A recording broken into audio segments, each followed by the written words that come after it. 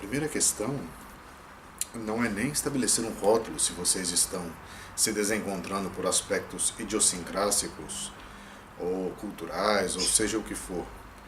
O mais importante em qualquer relação é você ouvir, é você tentar entender o outro a partir das visões dele, a partir da perspectiva que ele constrói o próprio mundo.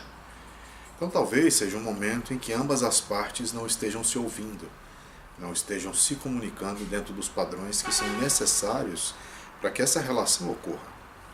Eu penso sempre que as relações surgem em nossa vida, em nossa existência, como uma forma de reajuste, como uma forma de reencontro e principalmente como uma forma de descobrimento entre dois lados, né? Descobrir-se é muito importante, mas descobrir-se dentro da vida do outro é muito mais importante.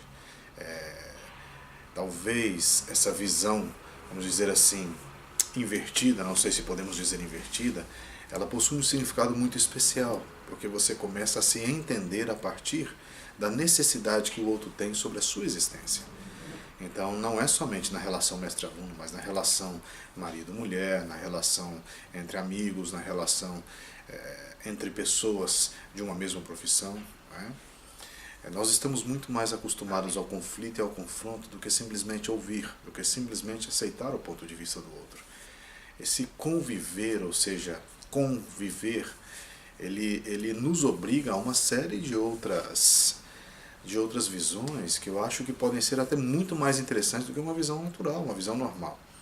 Você já parou para se perguntar, por exemplo, qual a sua importância para você dentro da sua história que está inserida na história do outro?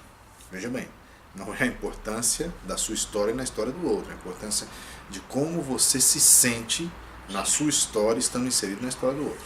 Vamos tentar mudar um pouquinho isso. Imagine você sendo um profissional de uma grande empresa, né, onde essa empresa tem muitos outros grandes profissionais como você.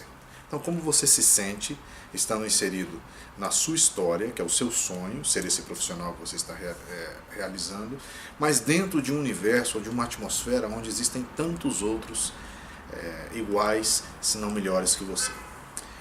Essa concepção, ela sempre surge a partir do ponto de você se valorizar a partir daquilo que você é capaz de se enxergar, não somente a partir daquilo que você é capaz de se imaginar. É muito diferente, veja bem.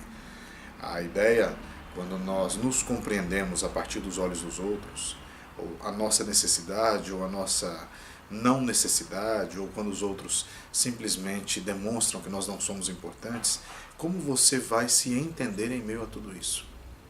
Então, quando duas partes não estão se ouvindo, ou quando dois extremos não se escutam, já existe um problema, uma barreira que necessita ser ultrapassada, né? O primeiro passo, talvez, que eu penso é duas partes precisam se ouvir, precisam se comunicar. Um segundo ponto, é que essas duas partes precisam entender os limites fronteiriços de cada uma, né? E se não quiserem estabelecer esses limites, não há necessidade. Agora, a necessidade de se entender em meio ao processo dessa convivência e entender o outro em meio a esse processo também é muito importante, né? Mas eu digo esse entendimento não no sentido de você se colocar como uma parte importante da relação, é o contrário. É você se colocar como um aspecto in da relação, ou seja, o aspecto que tem que ceder, é o aspecto que tem que compreender, é o aspecto que tem que, talvez, tomar escolhas e decisões que vão te colocar um pouquinho mais para dentro, para que você possa permitir que o outro adentre um pouco mais a sua vida. E a mesma forma o outro lado. Agora, independentemente se o outro lado vai atuar da mesma maneira que você ou não, é a sua referência para você que vai fazer a diferença, tá? É como você vai atuar dentro do seu projeto de vida, dentro do seu caminho vital. Porque no final, as pessoas passam, os momentos passam, as circunstâncias simplesmente desaparecem, mas você continua sendo você. E você vai ter que continuar convivendo com você mesmo, ok?